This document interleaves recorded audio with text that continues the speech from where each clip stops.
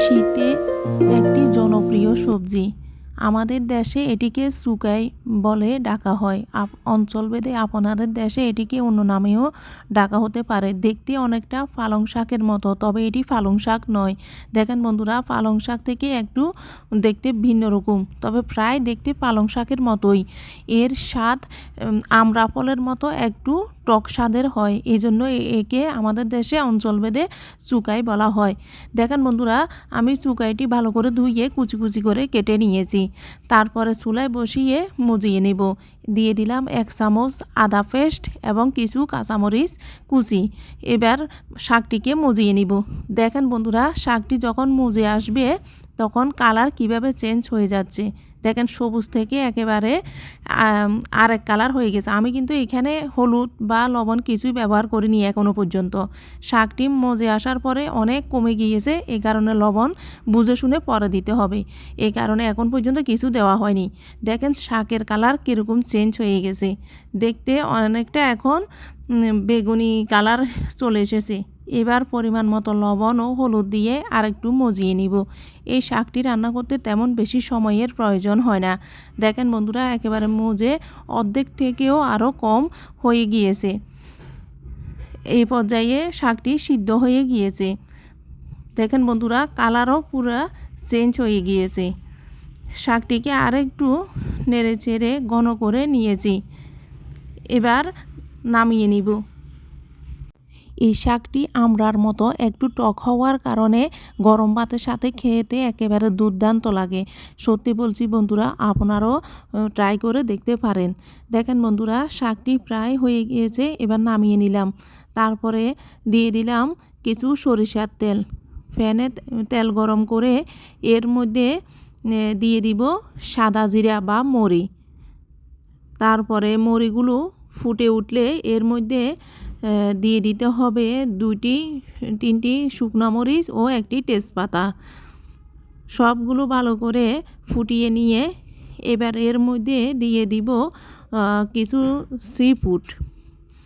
C ফুডগুলো লবণ হলুদ দিয়ে এবং সামান্য জিরার গুঁড়া পাউডার দিয়ে ভালো করে নেড়ে চেড়ে মুসমুসে করে ভেজে নিব।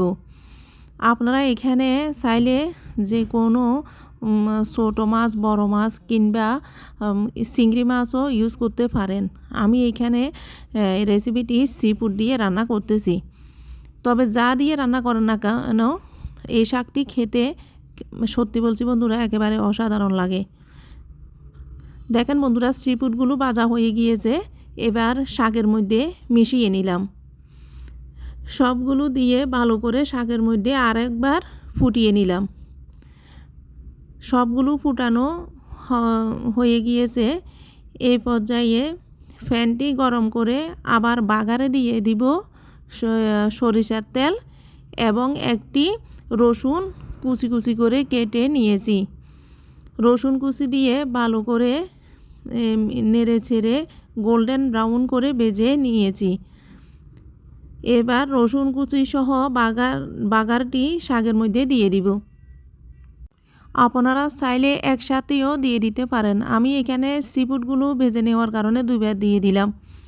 সবগুলো নেড়ে চেড়ে মিশিয়ে নিয়ে তারপরে এর মধ্যে 1 চামচ চিনি দিয়ে দিব। তারপর দিয়ে দিব ম্যাজিক মশলা এবং ধনিয়া পাতা কুচি।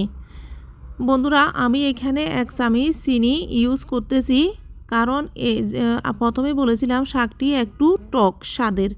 তো টক এবং লবণ সব কিছু মিলিয়ে একটু মিষ্টি একটু টক হলে খেতে আমার কাছে মনে হয় বেশি ভালো লাগে। আপনারা চাইলে চিনিটি স্কিপও করতে পারেন। একেবারে খালি রান্না করলেও খারাপ হয় না খেতে। গরম ভাতের সাথে নিয়ে নিলাম 2 চামচ চুকাই। দেখেন বন্ধুরা, দেখতে যেমন লোভনীয় হয়েছিল, খেতেও তেমন দুর্দান্ত হয়েছিল। এই শীতের দিনে গরম ভাতের সাথে 1 চামচ চুকাই হলে আর কিছুই লাগে না।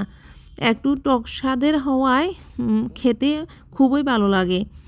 আর এখানে ব্যালেন্সের জন্য দিয়েছিলাম চিনি, তাহলে বেশি টক লাগবে না। একটু টক একটু মিষ্টি খেতে আরও দুর্দান্ত লাগে।